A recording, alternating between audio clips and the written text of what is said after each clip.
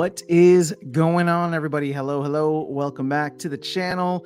Finally doing a Tuesday live stream. I feel like it's been a little bit since I've been able to knock one of these out during the usual maintenance window. And I believe we are still in the maintenance window.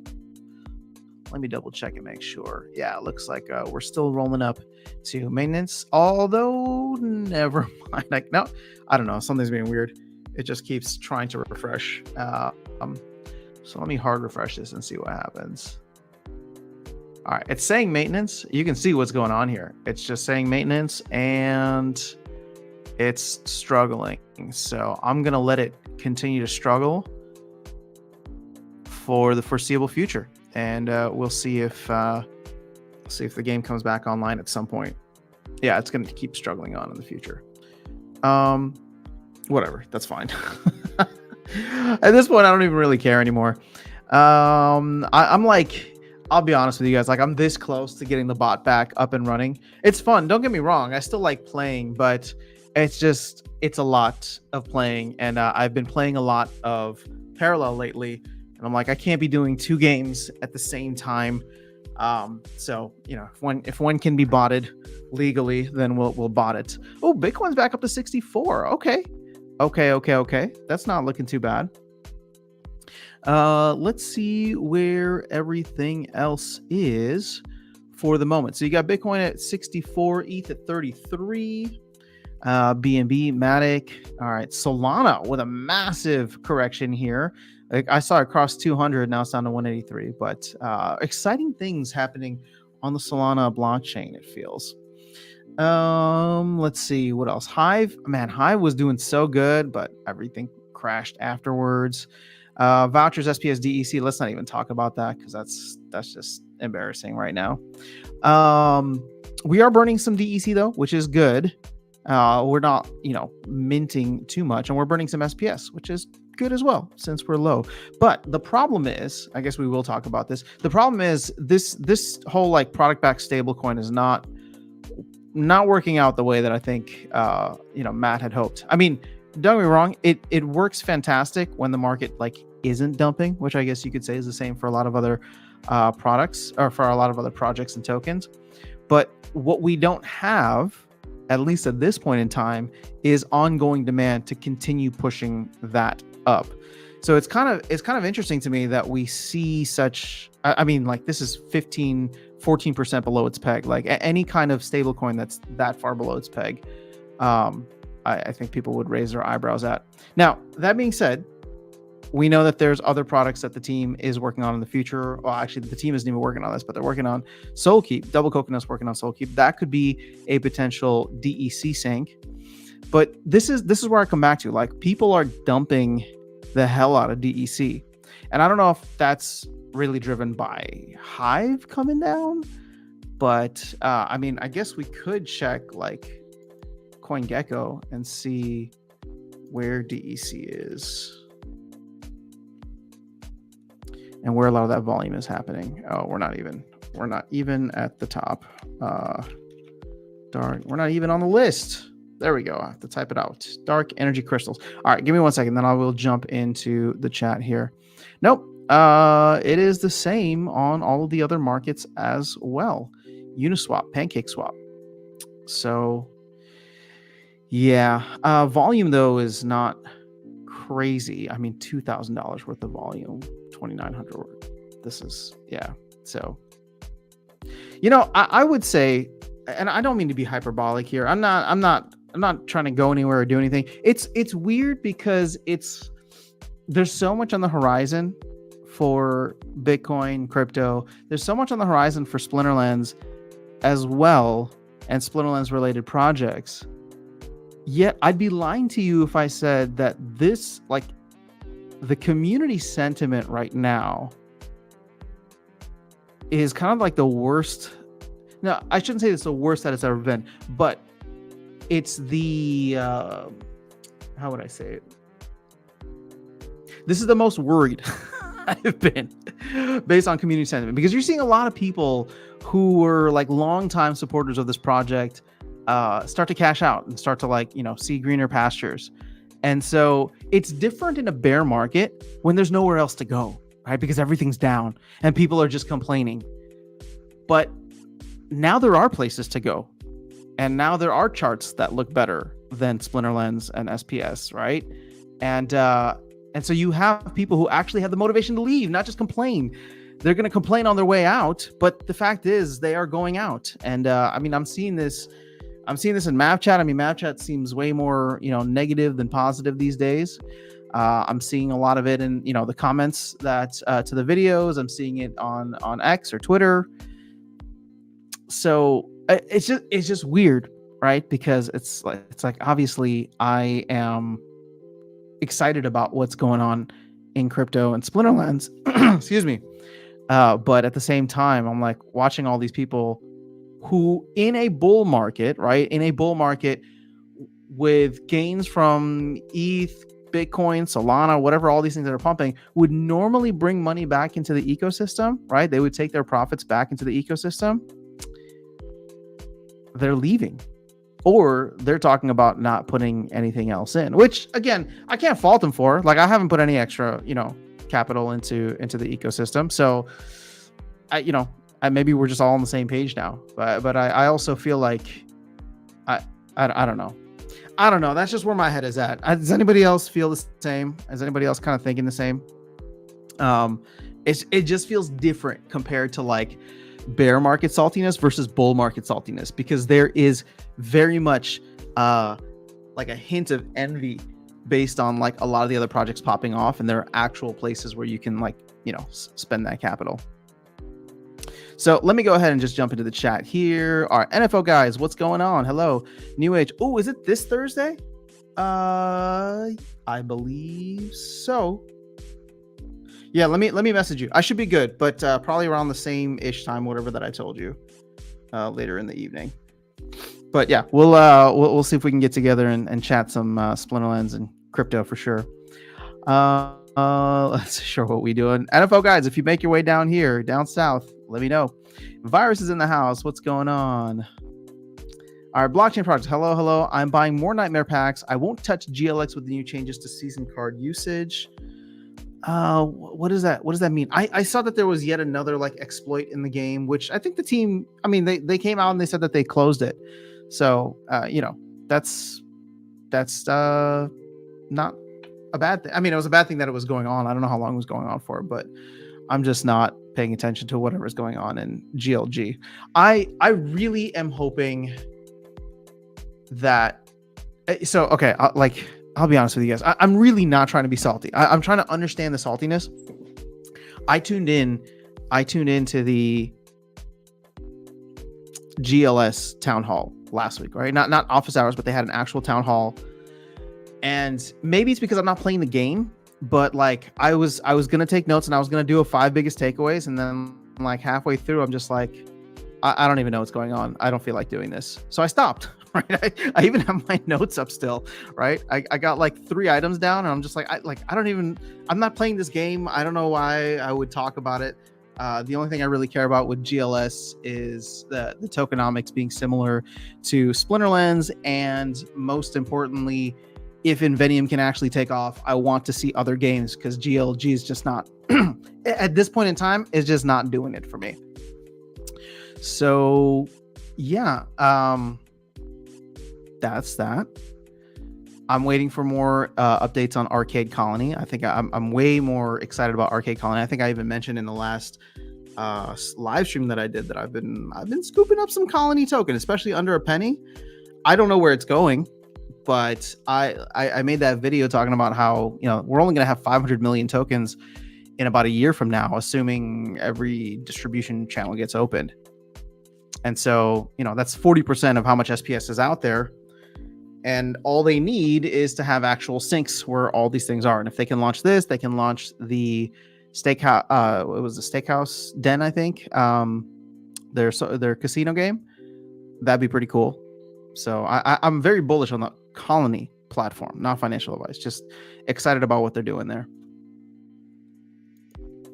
Bitcoin Sig, hello. Checking out any Solana games that you know what I haven't, but here's the thing. I have decided that I am going to get into Solana, not like from an investment standpoint, but I need to like dig up my old wallet, because I haven't played I have not played Step in a minute and I really should, but the Parallel Colony white paper came out, and they are expanding into the Solana ecosystem. So Prime and probably Colony is going to be on there because I'm sure they want to take advantage of like the low fees. So I'm wondering if they're going to launch Colony on the Solana ecosystem, because like the AI is just supposed to go and like make you money over time by essentially just being like just operating within the game. And I would assume any of those transactions, they don't want them to be on ETH or on Base. So Solana probably makes the most sense. So I will be checking out Solana a little bit more because I'm really excited about the fact that Parallel and Prime are probably going to be extending out to the Solana ecosystem, which means that it'll give me a reason to connect my wallet and stuff out there.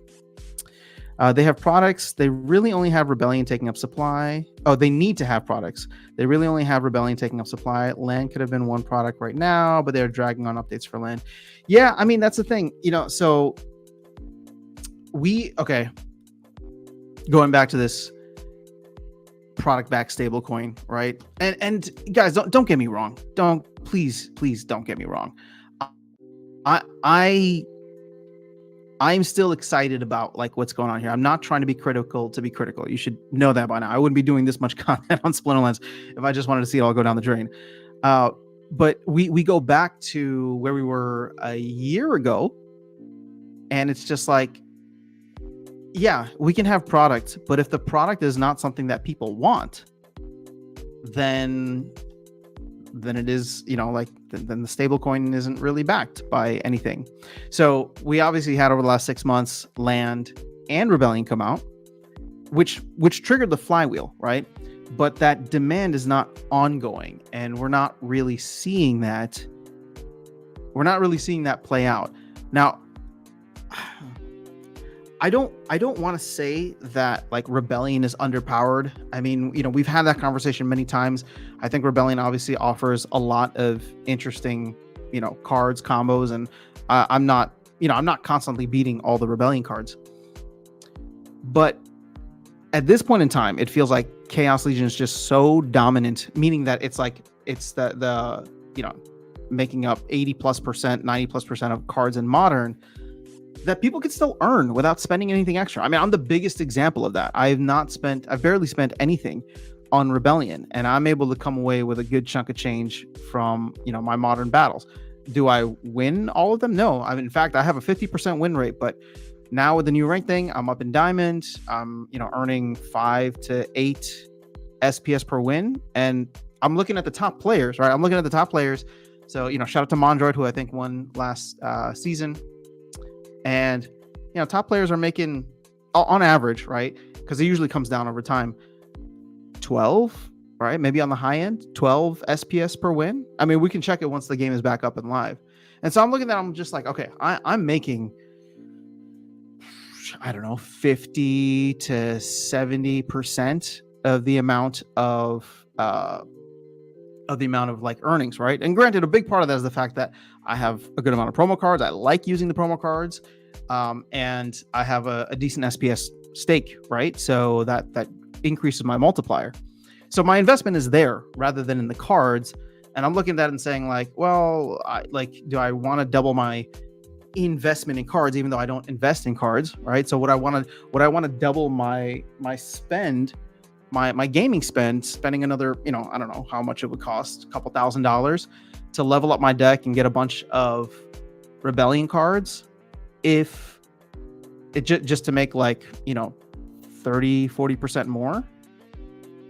No. And in fact, that's part of the reason why I'm even looking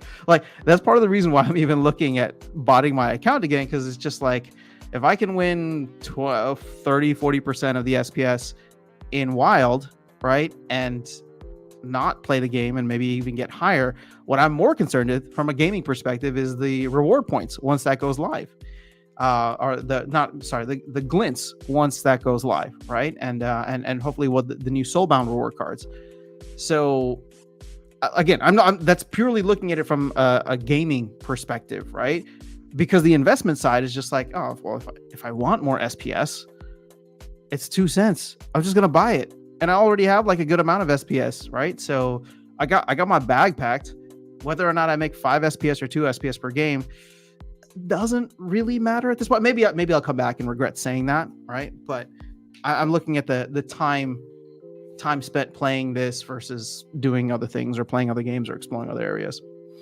But that was a little bit of an aside. I know we were talking about the thing. So I am excited for Soulkeep because I'm hoping that can like draw my attention and, you know, pull in way more players, because I believe Double Coconut is doing things very similarly to a lot of other Web3 games that have like a mobile presence, that have, you know, marketing and all these things. And the fact that they are going to exist on top of the Splinterlands ecosystem is going to be beneficial for all. In fact, I would argue to say at this point, I mean, until the team can finish new player experience and start whatever kind of marketing that they want to do to bring players on, I think the only thing that's really going to push this ecosystem forward is going to be things outside of the ecosystem. So meaning Soulkeep being one, and to a lesser extent, like the Arcade Colony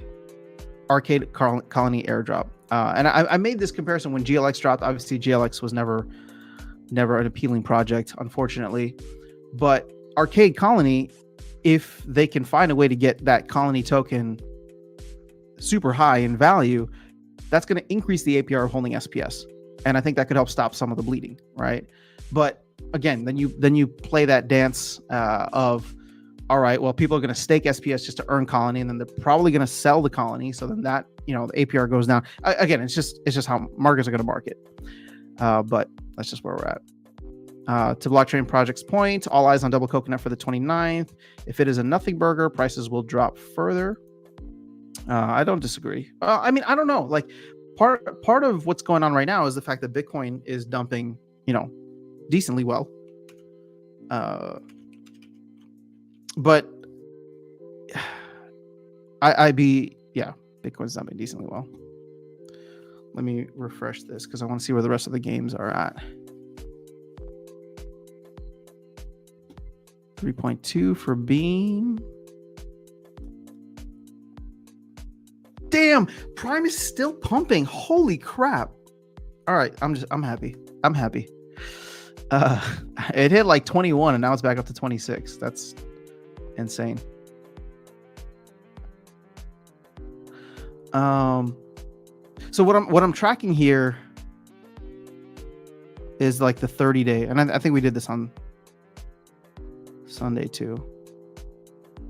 But like, see, a lot of these projects over the past month with the Bitcoin pump, they're retracing, but they're still up-ish, right? Or at least Gala's like up 100%. Immutable, that makes sense. But Beam is flat. Axie is up 16%. Sandbox is up 17%. ApeCoin 10%.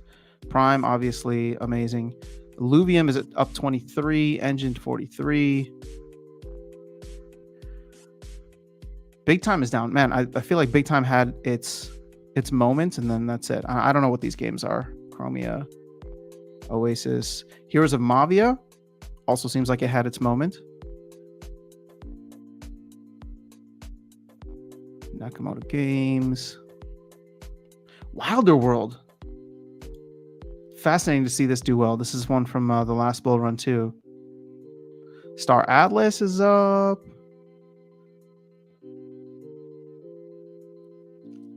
Interesting. Okay. So see, on the 30-day, even with this correction, which Bitcoin is fighting hard, it seems, back up to 64. Cypher. So, okay, what's interesting is like, so we had Cypher down, we had Heroes of Mavia down, I saw Shrapnel down as well. These are all newer games, right? So I'm wondering if they're like waiting or pending some releases before they really start to pop off, or maybe they didn't pump as much as the rest. And sadly, we're on the second page, even though we shouldn't be.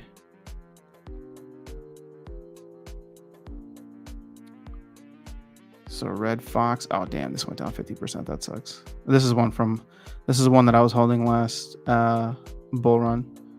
Made some good cash on it. Not financial advice. Is Splinterlands not here? Wow, 1,400. Okay. See, so something like this. Look at this. We're on the 30-day, we're down 20%, right?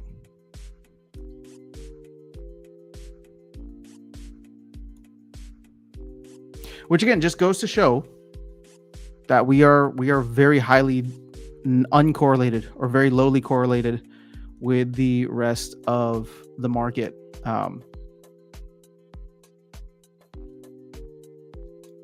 We go down when the market goes down. We don't go up when the market goes up. And the good thing, right? You want to spin that in a positive way, which I'm trying to, is the fact that like, if they can release more products that people want, then the flywheel will kick in, right? And we'll be that when the rest of the market is stagnant or the rest of the market is down, we'll be that green candle in the sun. You know what I mean? Which is kind of like what I'm enjoying right now for Prime, right? There's just so much hype there. I mean, it's even up 30% on the 7-day, which is fantastic. All right, we'll stop looking at that. Let me jump back into the chat. Skyer is here. What's up, Wibble Wee? Rudy's in the house. All right, Hive isn't a consideration for games outside of Steam Monsters Team. It's good and smart to diversify into other gaming platforms. I 100% agree. Yeah, I 100% agree. Whether it's your time or your money, it is what it is. So I thought about doing a video for this, but I was like, I'm probably gonna get too much flack for it. If you go on X, Crypto Llama was like just putting something out there, and then he tagged me and a couple other content creators and basically asked the question like, should I be getting into SPS right now? Should I be buying SPS? I don't really know. Like, I haven't been following what's going on. And I gave him an honest response, and I forgot what I said exactly. Oh, let me pull it up here. But I'll repeat it here. I won't make a video on it. It's just, come on now.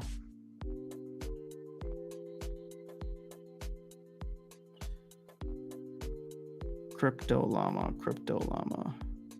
Oh, you know what? I'm not going to find it because I've just been too active and I don't know how to search it. Okay, whatever. Basically, what I was telling him was, right now there's a lot of stuff going on, but like I was saying, I think there's too many other shiny objects out there. And what was concerning for me is the fact that Bitcoin from mid-January to mid-March pumped, right? 50%, another 50% from 40Ks up to 60, 70Ks. That's actually more than 50%. And Splinterlands actually was flat to negative in that time, or SPS was flat to negative. So I don't know. I mean, again, I have a lot of faith in the project. Let me put it this way. Faith is not the right word. Obviously, I think, Matt and team are doing a tremendous job bringing us what they can with what they can do. But what I'm trying to separate out here, and I know people love to talk about it, is like the game from the market, which unfortunately is so interlinked because like earnings are down and so yeah, like that's rough. So with the gaming part, I'm very excited about what's happening, right? I cannot wait for I cannot wait for the reward rework to come through. I cannot wait for Soul Keep. I cannot wait for Arcade Colony, again, extension of Splinterlands ecosystem. So there's a lot of stuff that I'm very much looking forward to, and I'm not like worried in the sense of, oh, what's going to happen to Splinterlands? I mean, I think that they're, like I said, I think they're going to be fine. And as a player, I'm looking forward to playing some of these games, right? Once they're out, specifically Mooncarts and Soul Keep. But then from the earnings side, right, there's nothing really exciting there. And I do believe that that's what's going to draw people in. For example, gosh, I hate to keep using this because I know it just feels like rubbing salt in the wound. So I've started playing ranked in parallel, and I I finally won a game, which was tough, but I finally won a game. And then it shows you this whole like comprehensive thing, similar to like Splinterlands of like your earnings, whatever. So I don't own any NFTs yet, but what they do is they show you what your potential earnings are. And at this point in like for that specific game, I would have earned like 0.08 prime, right? Which is about like $2, and you can earn in up to 5 wins per day. So I'm like looking at that, I'm just like, okay, so people right now at the very, very base level are grinding and earning $10 a day in prime, $300 a month, right? In prime. Now that can be boosted significantly if you own other assets within the ecosystem, right? So they have like keys and cores and all this stuff, probably similar to like nodes, like if nodes were to give a bonus or a bump in your earnings. And so I'm looking at that. I'm looking at a lot of the rhetoric online, and like people are grinding. It's grind to earn. People are enjoying it. Everybody's like super hyped. It reminds me a lot of 2021 Splinterlands, which means it's just a matter of getting SPS up, right? Just getting SPS to a higher value in order to get people to have the same mindset about Splinterlands. Because we all came in, most of us, at least me, came in because the earnings were so good. And so like I genuinely believe that's going to be like the biggest thing. The problem is, to Rooney's point, like people just don't want to deal with like a game on Hive. There's not much traction. And I thought about making a video for this as well.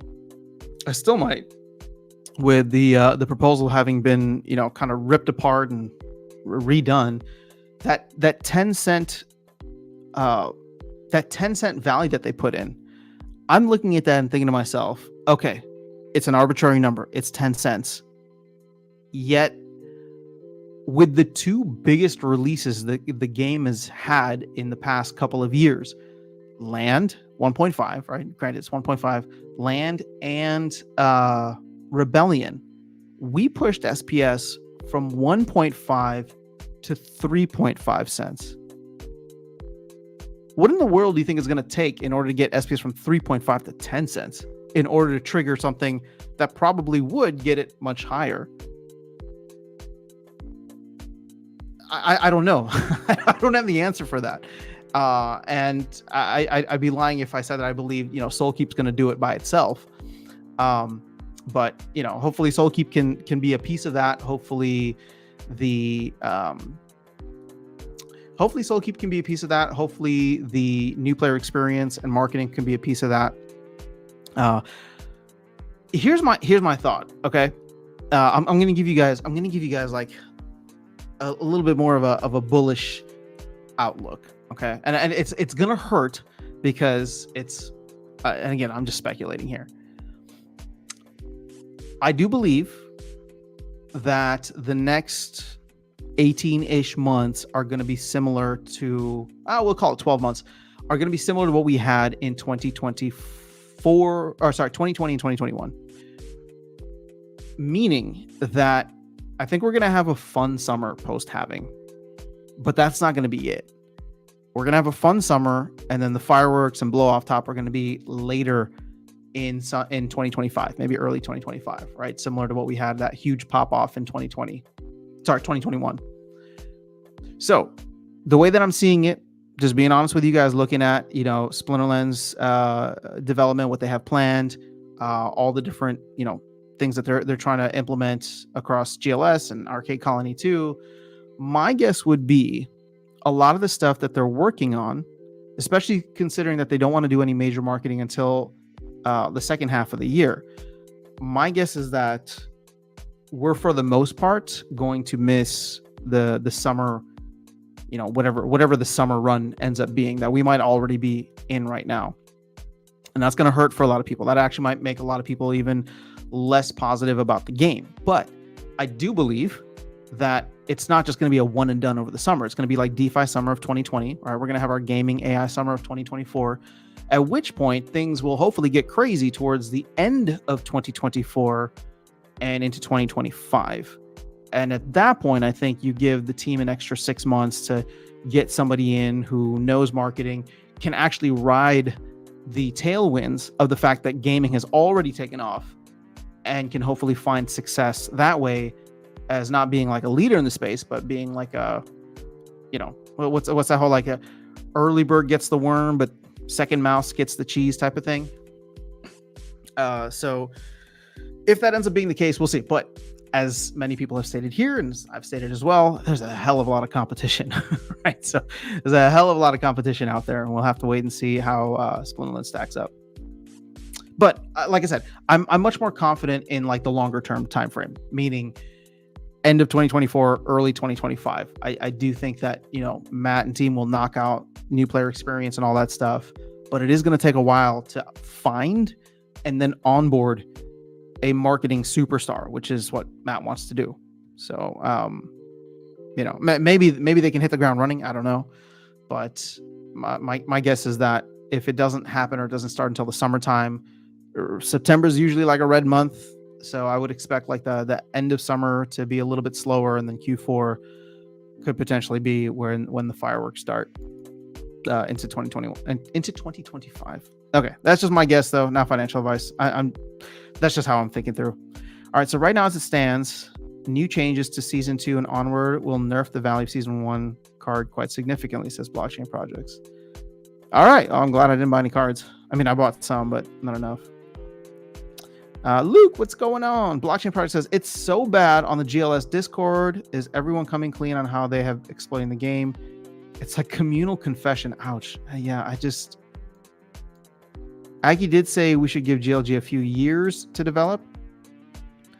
Yeah, I mean, I don't. Yeah, that's fine. Like I'm just not interested in the game.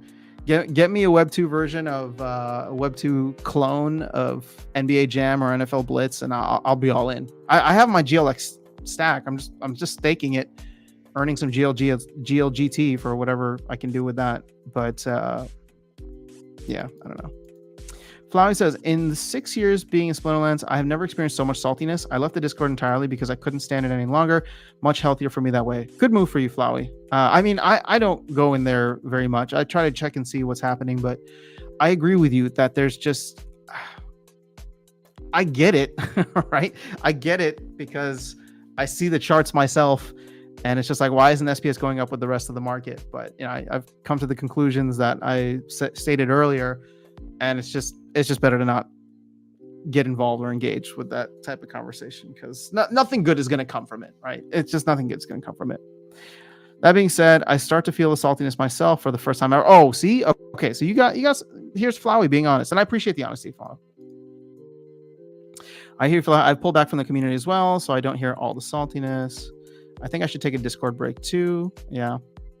And guys, so this is what I meant a year ago, or even 6 months ago when I talked about baggage, right? There's a lot of baggage from 6 years. There's a lot of baggage even just from 3 years. And I hate to keep using this as an example because my bias is on my sleeve. I'm very happy with what's going on with Parallel and Prime. I am up so much. I'm like super pumped about it. But I'm still making content about Splinterlands because I like Splinterlands. But objectively, right, when I post about Splinterlands, when I post about what's that called? Prime on X, when I go into their Discord, dude, everybody's hyped. It feels like a bull run there because everybody's just like, oh yeah, we're going out. This is going to be crazy. And then I go to the Splinterlands Discord. I'm just like, everybody's bitching, like it's just unreal. And I'm thinking to myself, like, as a new player, what do you want to see? Like, what do you want to see?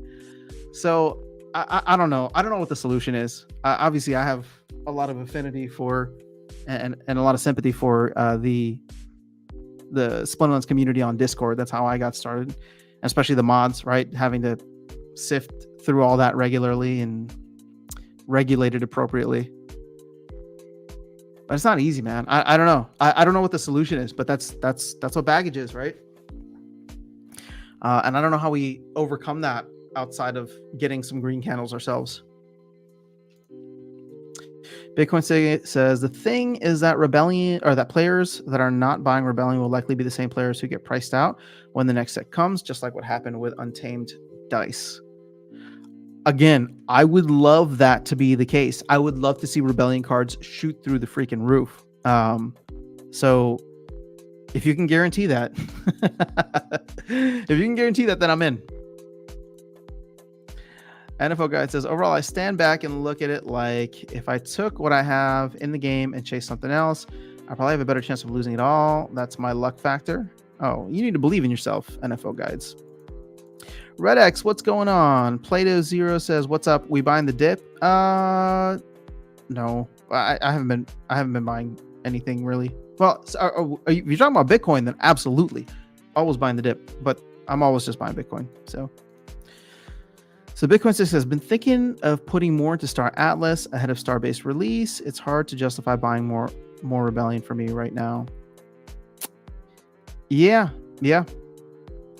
Like I said, I mean, I'm in the same boat as you probably, where it's just like I'm happy with my gaming experience.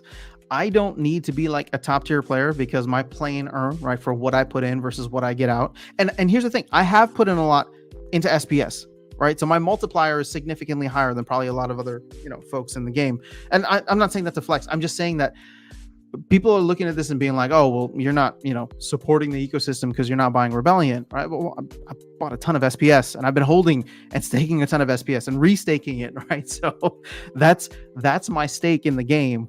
I'm much more bullish on SPS from an investment standpoint. And if I'm going to put money in, whether it's for playing or investment, it's going to be in SPS. If the cards are good enough and I have a 50-50 win rate and I'm earning and I have fun playing, then that's fine. Although there are a couple cards that I think I still need to grab, but I'll see how it goes.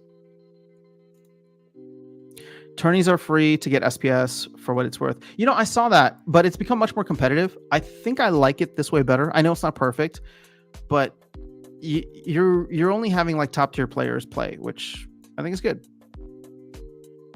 Flowey says, Matt is such a great person. I put my entire trust in him. If I lose it all, at least I know that I followed my heart, and I guess that is priceless to me. But it is not easy recently with all that is going on. Even with Splinterlands, I went totally niche with focusing on land, and now I'm stuck there and can't do anything but being very patient. Yeah, I mean, I like both Matt and Aggie. I got to meet them obviously very briefly at Splinterfest. Even though they probably have very differing ideologies, I think they always had what was best for the game in mind. And we're just trying to create something fun and awesome. I need to make this video, but like I have been very impressed with Matt. We've hit the 6-month mark since he took over. And so I've been very impressed with what he has been able to do. Now, again, I'm disappointed because I really got into the ecosystem because I felt like it could be so much more, right? I was really like the scale and scope of what the team was trying to do in 2021 and 2022 are very different than what they're trying to do now. But I don't think anybody can deny the fact that since Matt has taken over, he has reset appropriate expectations and he has delivered on those appropriate expectations. Now, some people still carry a lot of expectations from pre-Matt being CEO. But for what it's worth, I mean, Matt has delivered pretty much everything that he said they were going to deliver, and in a decent, timely manner too. So, it is what it is, and I hope that they can succeed. Like I said, for me, it's just looking at all the other factors outside of the team's effort, because I know people on the team. That's what makes this so awkward for me too, right? It's just like I know people on the team. They all are like working their asses off to try and create something awesome, and they have, right? And they have. The problem is that there's just so much. There's so high of an expectation on the community or from the community based on past performance. And, if you don't believe that the state of the game currently is significantly better than where it was 2.5 years ago when I joined, you are lying to yourselves. Now, that being said, did the team or, are there other games that came out with amazing things and did way more development and all this stuff over the past 2.5 years? Yeah, right. Yeah. But, that's separate. Like, sure, we're running that race, but we're also running the race against ourselves. Is the game better today than it was? Yes. Than it was before? Yes. Is it better than other games out there? No. What are the reasons? Well, Hive doesn't attract many people, so a lot of capital isn't coming in. You've had the team, having to do some layoffs. It's very niche as a type of game, right? As TCG. So there's just all these external factors that come into it, but I think they'll be fine, and they'll just continue to move on. Rooney says Splinterlands should follow Pixel's roadmap. It's meta and effective as it integrates many games into their ecosystems, creating a symbiotic relation and interdependency long term. I don't know what's going on with Pixels, Rooney, but I definitely want to learn more. Because I keep hearing about it. They got like 2 million monthly active users or something like that, which is ridiculous. All right, Bitcoin 6 says Splinterlands is a games game, not really a game for financial returns. It's a game that will be playable for years, but not really where it makes 300% returns. So this is the big conundrum. Okay, Bitcoin SIG, yeah, I think you nailed a portion of it right on the head. I look at Splinterlands and I love the game for what it is. I love the meta. I love, all of it, right? I think as a game, right? As a game, I find it to be fun. It's quick dopamine hits. There's quick rage hits as well, right? When you like pick the wrong team or you get screwed over by RNG, but it's fun and I enjoy it, which is why I'm going to delve into this other topic of that people are obviously heated about as well. If we want to treat it like a game and a game's game, then the other part that's really killing Splinterlands, outside of the fact that token price goes down and not up, is the situation with battle helpers and bots. Because if I'm playing a game and I want to be competitive in that game, then I don't want to be going up against perfect teams. I don't want to be going up against, IBM Watson on the other side. Like, that's not what I signed up for. I want to play against other players and feel like I have a fighting chance to do well. And I know some people will say, oh, well, bots are, they'll say, I can't tell the difference if I'm playing a bot or not, or whatever the case is. And that could be the case if the bot is, or the battle helper does not have a complete collection. But my guess is that the top echelon of this is everybody has a maxed out everything at that point, right? Or for the most part has a maxed out everything. At which point you're playing against, you're playing chess against a computer where I guess there's some RNG involved there. And so it may not impact me, right? Sure. At my level, if I play a bot or not, I guess it doesn't really matter. But from a, like from an in game integrity standpoint, right? Like from a purity standpoint, I don't know what the word I'm looking for is. If you're trying to compete at the highest levels, if you're going for leaderboard, and that could be anybody in like the top 50, 60, whatever, maybe even the top like 100 players, of which that's 25% of the player base, right? Like we have, sorry, not 25%. We have like 3,000-ish players, I think. But in terms of like people that are in diamond and above with, very competitive decks, the top 100 out of the top, 4 to 500 are the only ones that actually have a chance at competing for that, given the time, ability, and card collection. And so if, the top 25% of the player base, like the real hardcore player base, are struggling with this and thinking to themselves, well, it matters to me if on the other side of this screen it's another human or if it's a bot. I understand that. And I empathize with it because that's a big deal. So, one of the things that I was really big on 2 years ago with Splinterlands, and obviously this was very much driven by Weirdbeard, was the potential for esports and all of that, right? Because I wanted to get away from the idea of some nameless, faceless username on the other side that you didn't know, which could just be, farming rewards and creating perfect teams. And I really bought into the vision of like, yeah, let's do more live events, like in-person events. And obviously Weirdbeard was trying to champion that, even though the company was just not in a position to do it outside of Splinterfest, right? I remember having conversations with him where he's just like, I want to do like local things, then regional things, and have like that all filter up into a national. I was like, that's amazing, right? Because then you get two people in front of a computer, in front of everybody else, and they have to put their teams in. And I guess this is where I come back to like, the scale and scope coming down significantly.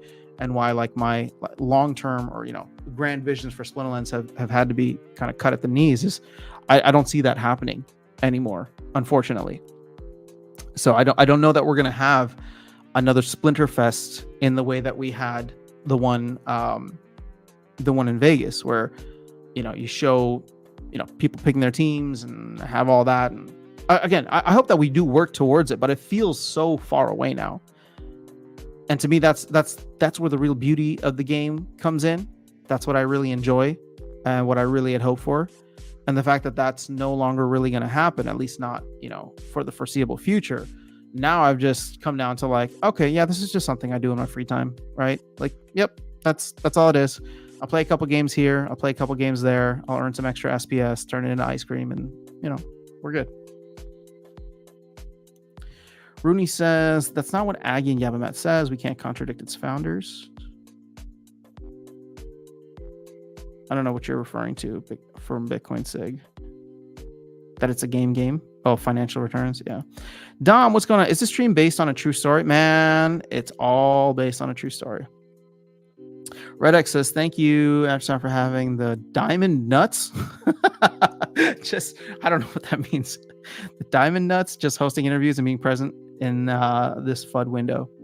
Yeah, I like the game for what it is. I've been playing nonstop, right? So I enjoy it. I'm not worried about it going away. But I'm just on the same page as everybody else in terms of like I'm not expecting craziness from it. And if it does end up being crazy, well then I'm gonna buy the whole damn ice cream store. Marie says, look at Splinterlands is fully playable. Many of the games making these returns are games that are not fully playable yet. Good point. Splinterlands does have a lot of maturity in space. How catastrophic do you think DEC losing its peg again is? At this point, I'm not worried about it, but I do think that there is a potential in the next bear market for us to have significantly more than like 7 billion DEC tokens to eat through. So,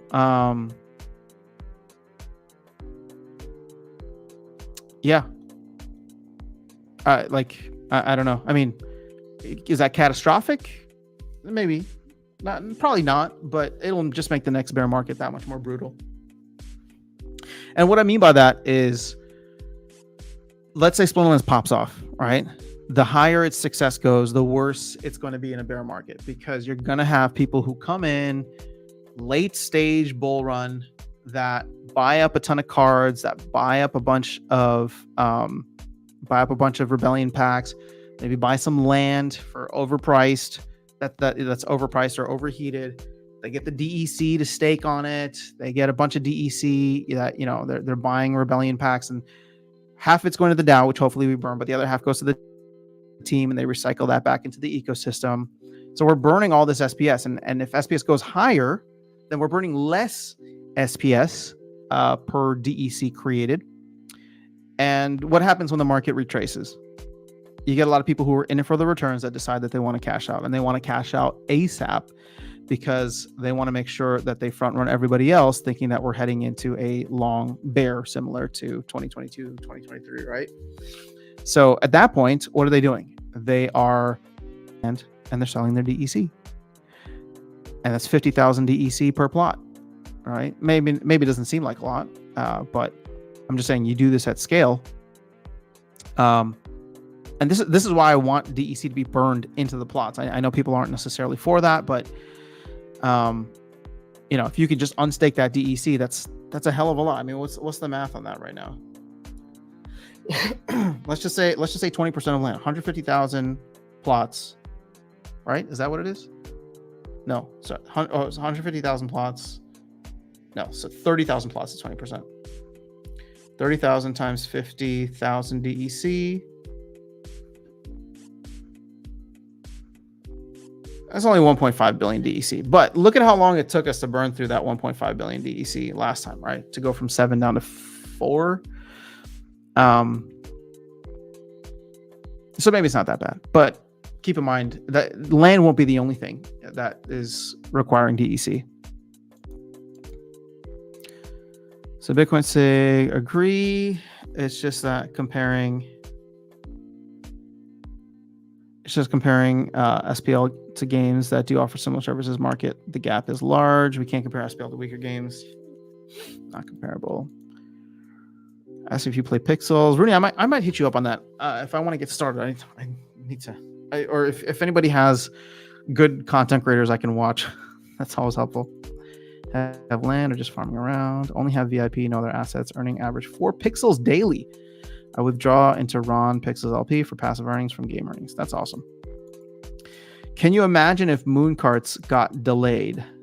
Mooncarts has been and still delayed. No, I don't. I mean, yes, I can imagine. I can 100% imagine if Mooncarts gets delayed because we've seen everything else get delayed. So my imagination has been fully trained to envision what it would look like.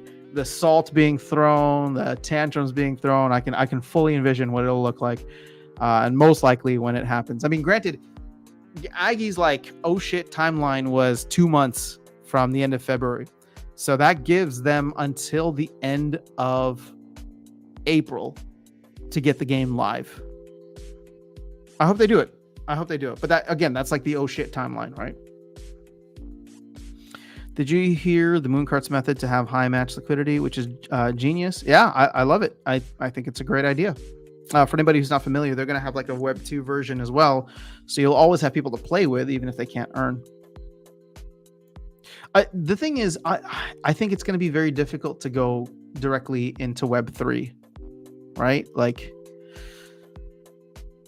Rooney's the one who said this before, or coined the term, I guess, Web 2.5. And I think we're going to see a lot of that happen. There has to be this kind of transition over. And you're seeing a lot of games do that.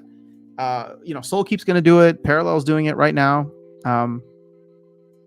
Like you can go and play 100% for free, but what I like about what Parallel does is they show you what the potential earnings are, right? So I've like been trying to climb the ladder and ranked, and it's just like, oh, every time I win a game, it shows me how much Parallel Prime I could have earned, which is interesting because I'm like, oh, now I'm gonna grab a starter deck from there, and I'm looking, and I'm just like, wait, okay, I can grab a starter deck for 0.01 ETH, which is like $33 right now.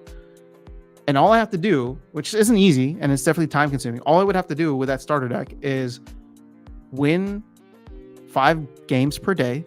It doesn't matter what rank I'm at. It doesn't matter, whatever it is. Like I'm down in like silver, or actually I just dropped into bronze because I kept losing.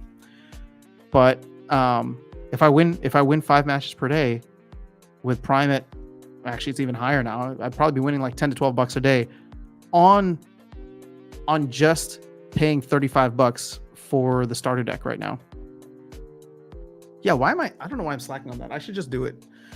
I'm like, let me hold off and try some of the others, but is what it is. All right, so I believe the 12th of April, pre-sale stops. Wasn't aimed to launch in April. Yeah, I believe they wanted to get everything out that he put in that whole long list of things by the end of April. Hopefully release date doesn't change again. What's up, Dragon? Good to see you here. Mooncarts, yikes. My Mooncarts won't load. Uh-oh. Maybe they're just doing some maintenance. Plato says 4 pixel a day. Nice. I've only been wait, how much is 4 pixels? Are you cashing in over there? 66 cents. Okay. It's a couple bucks today. It's not terrible. Wait, so what? Okay, now I want to learn more about pixels. See, I feel, I mean, it's funny because like I get on here and whenever I talk to people about Splinterlands, it's like, oh yeah, life sucks. This is awful. But like everybody else, everywhere else, and everybody else that I'm talking to, I'm just like, oh yeah, bull run, baby, let's go. I'm like, let's check out a new game. Let's check out this. What's going on? MK bots are very competitive. Aggie team did a great job. Okay, awesome. I didn't even know they had bots. I think you can't ban bots in Wild until Land 2.0. It will kill the asset prices when guys who are just asset guys sell. Yeah, I mean, I don't know that you'll ever be able to kill bots entirely. I don't think that I don't think the team would ever get behind like killing bots entirely.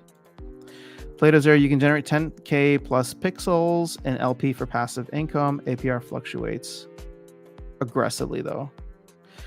How do I get on the Ronin chain, Rooney? Because I want to get some access to that. I I don't even know. Where can I buy Ronin?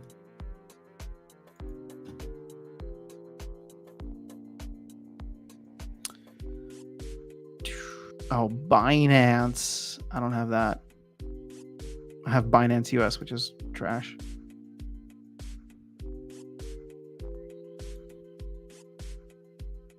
Oh, they got it on crypto.com. All right, done.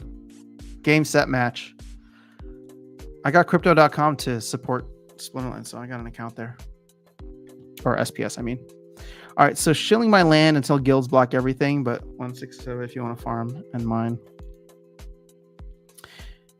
It would be a terrible business decision for SPL DAO to ban bots in Wild. If anything, the community should encourage more bots in Wild to absorb all these CL cards.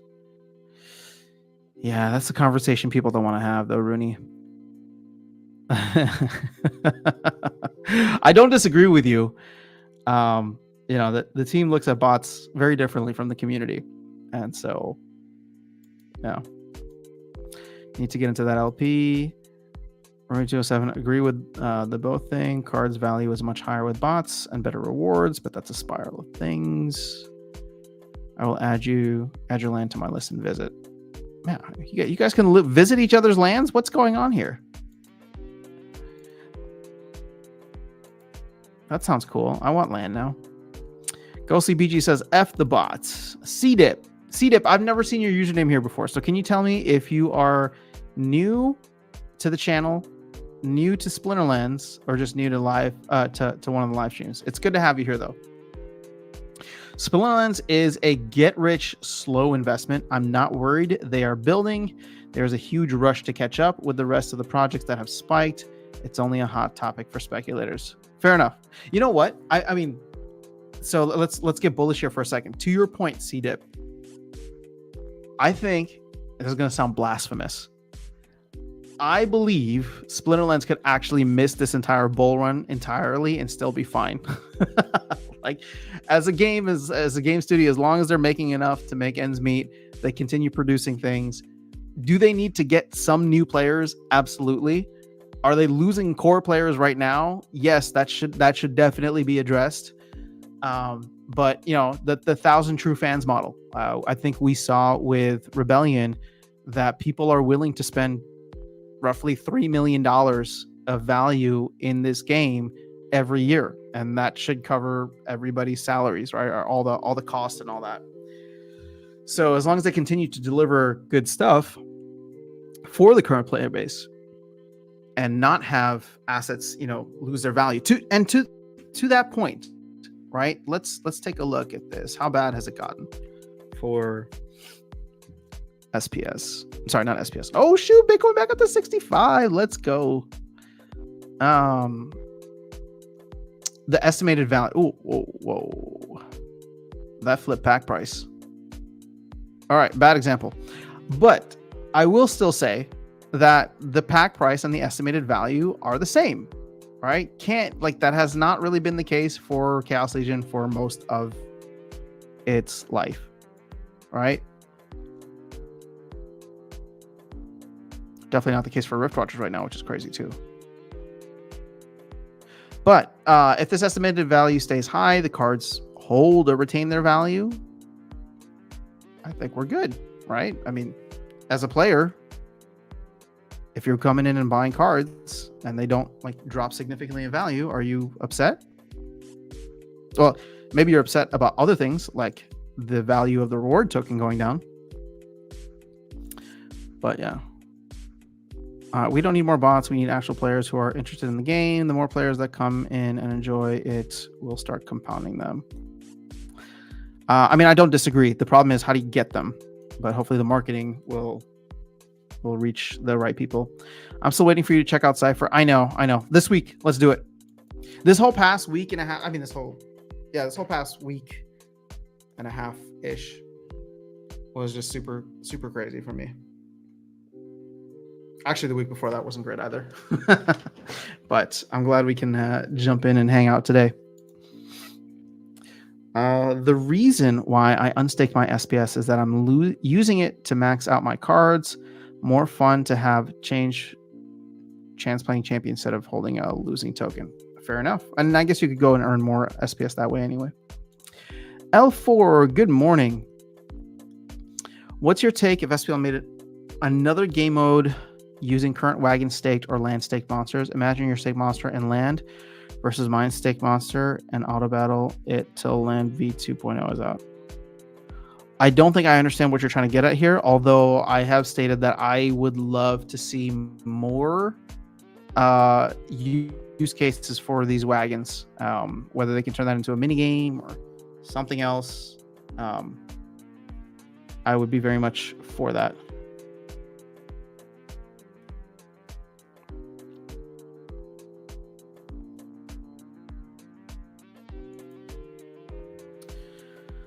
So, Rooney says Parallel and Hero Mavia are great examples of transitioning Web 2 to Web 3. I agree. So I was watching some videos on Heroes of Mavia the other day to try to learn the ecosystem better. It's not play to earn. But it's not play to earn yet. It seems like they want to do some cool things with like the NFTs later, but the governance token is completely separated out, right? When you play, you earn like a soulbound currency. Like imagine if we were playing here and you earned merits that you could go spend on other things. Yeah, I don't know. But it's a good point. I think that they're doing it well. Look at my Katana Dex message to you earlier. Only buy on Katana. Got it. Okay. I will check that out. Thank you. Bitcoin Sig, why not just SPL to BNB using Monster Bridge to get assets on Ronin and Solana?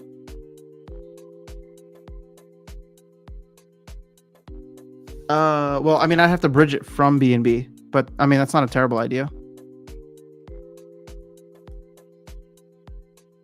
If you're just talking about getting capital from Splinterlands out there, I mean, I'm ready to I have fresh capital that I'm going to put in probably to other games. So I don't need to pull it out of Splinterlands. That's not what I'm trying to do. I was just looking, like, for example, I can just deposit fiat into what's that called? Crypto.com. Vilson's in the house. What's going on here?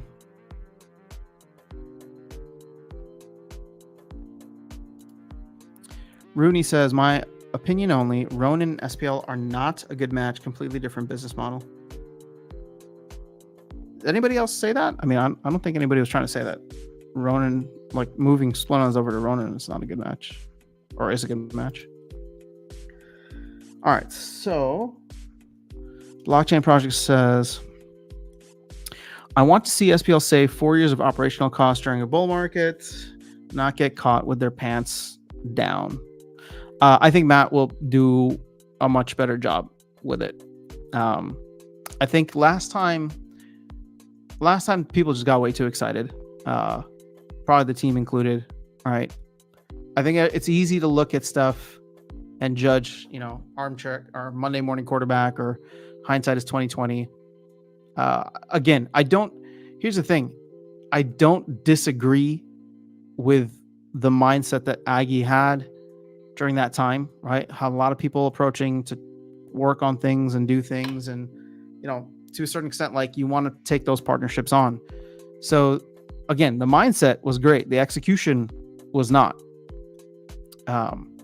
So I can forgive him for wanting to try and expand and do all the things that he was trying to do, because I think 99% of people in that situation would have done the same thing. But yeah, where it falls short was the fact that the execution that followed it was not fantastic. So CDIP says, I'm not new here, usually just listen, period. Just thought I'd speak to the negativity. Your interview with McCoy struck a tone. It was fire. Oh, well, thank you. Dave McCoy is awesome. He's a good dude. He's a good dude that has his mind in the right place when it comes to this stuff. He's very passionate about it. And yeah, I think he gets mischaracterized often, which sucks, but it is what it is. Rooney ready for 2028. I mean, you can already play with your Rooney, so I enjoyed that interview. Dave is a very smart dude and so loyal to our game. I agree. Our Extreme Player says, hello, Aftersound. Hope all is well. Extreme Player, another person I got to meet at Splinterfest. I hope you are doing well too, my friend. Hope life has been treating you fantastically. So I started thinking, Lapsus. What's up, Lapsus? I started thinking that the issue with Splinterlands is that it is simply too expensive. I think our issues at packs are $4 to $5, but you need a crazy amount of packs to get even a max silver deck. Yeah. Well, here's the problem. When it's too expensive to play a game and the earnings are not fantastic, nobody wants to play it. I was literally just talking about the fact that I could buy a $30 or $40 pack or starter deck of cards in parallel. And yeah, I'd have to grind because it wouldn't be like the best deck. But even if I just stayed in like bronze and silver and beat some other like newbies that had starter decks, I could be making $10-15 a day right now with $30. With $30 worth of cards, $40 worth of cards. You make that back in less than a week. Again, why am I not doing that? I should be doing that because I've been playing like nonstop since yesterday. So I should just grab the damn starter deck. Okay, so Rudy says, I believe people forget that Axie SPL are part of the OG class. No other games will directly compete with their DeFi ecosystem. This is their comparative advantage and something the community can reflect on at times of a bear market. Well, but here's the thing, that lead is going to start to dissipate over time, don't you think? That competitive advantage is going to start to dissipate. A lot of these games will eventually transition over to some kind of, full Web3, even if it takes some time.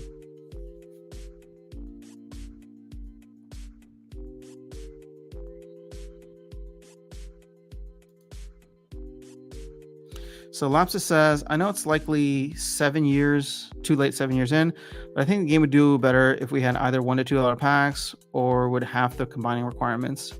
We get more players checking the game out. Yeah, I mean, I don't disagree. It's just like this number here. Let's see. Where is it? Set value. And it's not working. There we go. Like this number here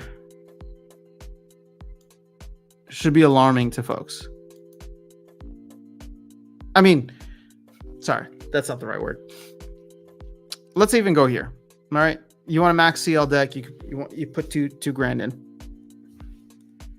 The fact that you have to put 2 grand in and you still have an arm tied behind your back because you only have one of the modern sets available. It doesn't include, reward cards and promo cards and all that. I mean, it's a hell of a lot of investment. And I think, again, even though Splinterlands is a game, right? You do 2 things when the situation is the way that it is. You have people come in and they look at what is the onboard cost, right? What do I need to buy to get in and start earning? Now, yeah, sure, you can start off at the lower levels, or you can rent, which I think is a good option right now. But if you want to be competitive, especially in the new ranked landscape, which is like max decks are the only thing that really matter if you want to, get higher up. You look at this and tell yourself, okay, I need to buy 2,000, spend 2,000 ish worth, right? Maybe another 1,000 on SPS, $3,000. In the grand scheme of things, for people who have money, which is the target demographic for us, right? Investors, investor players, 3,000 is not that much. But what you're not going to get is, are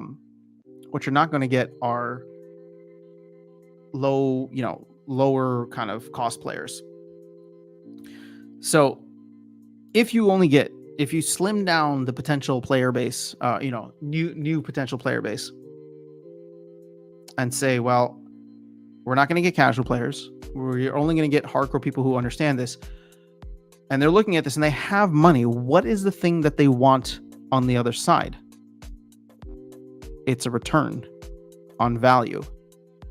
So the rewards need to be so damn good that it entices people to play. Like, again, look at it this way, right? Look at me talking about this parallel starter deck. I can grab it for $40. And if I grind for a week, I could probably make that money back. That's appealing to me, right? We need to get that same type of appeal in front of everybody else. And you only do that by getting SPS up to the freaking moon.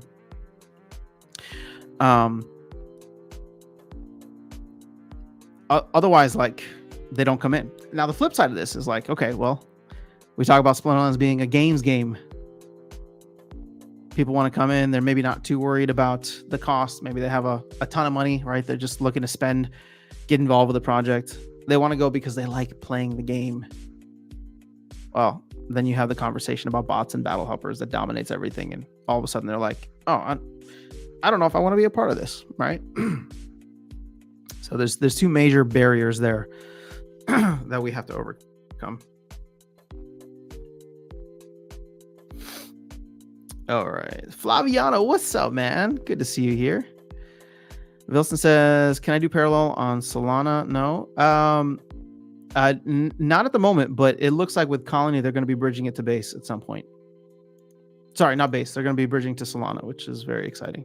The official Solana Twitter account reposted or retweeted the Colony white paper because they're like, parallels coming to Solana. And I was like, oh, that's actually pretty big news if you have the official Solana Twitter account posting it. All right, if we want gamers, we should have comparable costs to other trading card games like Hearthstone, at least in modern. Yeah. Rooney says, I was on a call with a group of top Web2 studios. They did note that there will not be another Axie SPL DeFi economy built again. Interesting. Okay. I wonder why. Lapsus says, while it could then be expensive due to old cards gaining value after they out of pack. But for that to work, bots would need to be banned in both formats. Yeah, I mean, I'm not a fan of bots. It's just, if you kill 45,000 players in the player base because you ban bots from both formats, just imagine what that's going to do to the card value. Like, understand that Chaos Legion is already in the dumps, right? In terms of retaining its value. When you remove 95% of the player base and tell them that they don't have the ability to earn in either format, what are they going to do with those cards?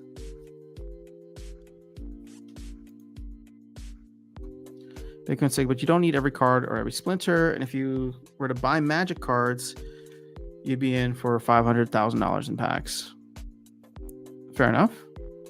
What do you think of the new soon releasing wagon reward card, Kai? It looks good. I like the new ability as well. I think it's going to be solid. Plato says, I mean, that's the nature of TCG. Always expensive rotating formats. Nothing new if you think of a TCG. True. It's another game to play the economics and make sure you keep your value in your cards. True, true, true.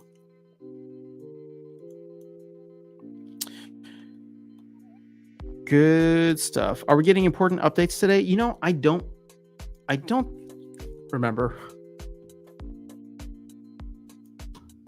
Let's see if they have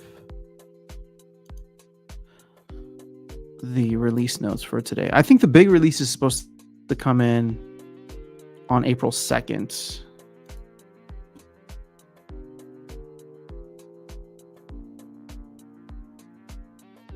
I deleted my notes already, so I don't even know what is supposed to come through today. It was like a bunch of smaller things. But hopefully that means we are only 2 weeks away, guys. 2 weeks away from the reward rework, which I'm very, very excited for.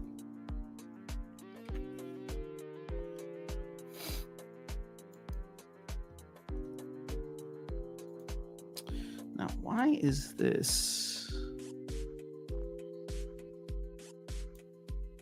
not working?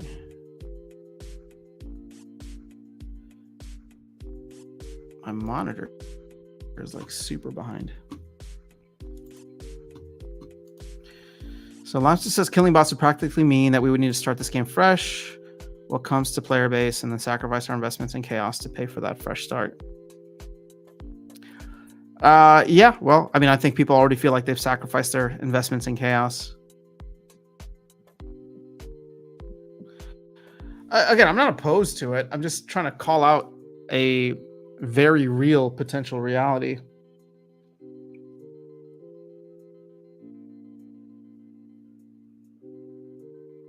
Hold on, give me 1 second, guys.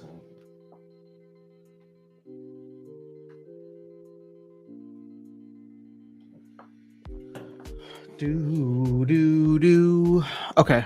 And then start building a new player base with it being for human only and therefore more appealing for trading card gamers. Yeah. Do we know, what's up, BC? Do we know any details of how much glint we get for burning cards and how much new chest costs? No, I'm wondering if they'll end up doing like whatever the DEC burn rate is. Or so like 5 glint for a small. Yeah, you know what? I think it makes sense.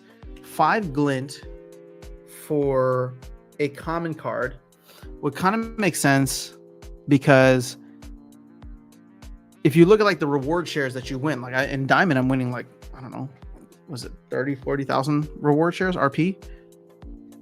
I mean, dusting cards, I guess, doesn't get you that much, but my big question is, how much is it going to cost in glints to buy more energy?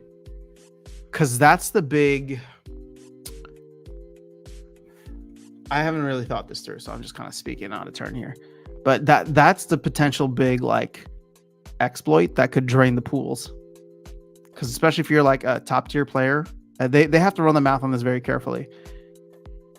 If I'm only interested in looking at monetary rewards, I could just keep cycling all of my reward shares into more energy that gets me more, glint.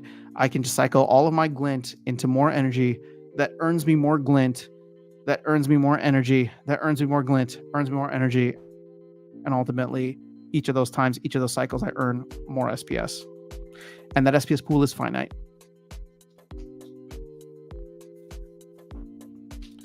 Rooney says, everyone start burning your gladius. Oh, I need to do that.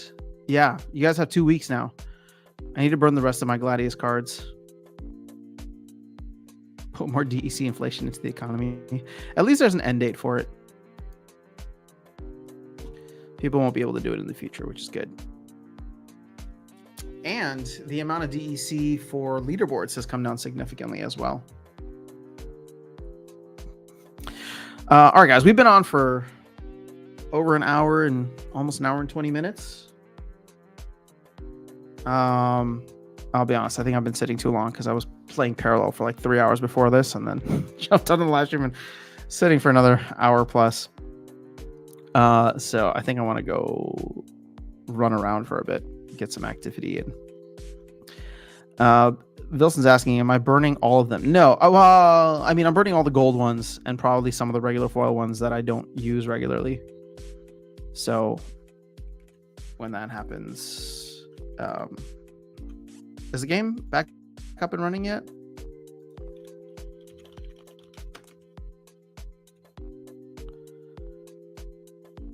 I guess they didn't post that maintenance is done. Oh, that's annoying. I don't even get a maintenance screen anymore. Does anybody else have the sword fighting maintenance screen, or does it just do this? I'm curious if I'm the only one.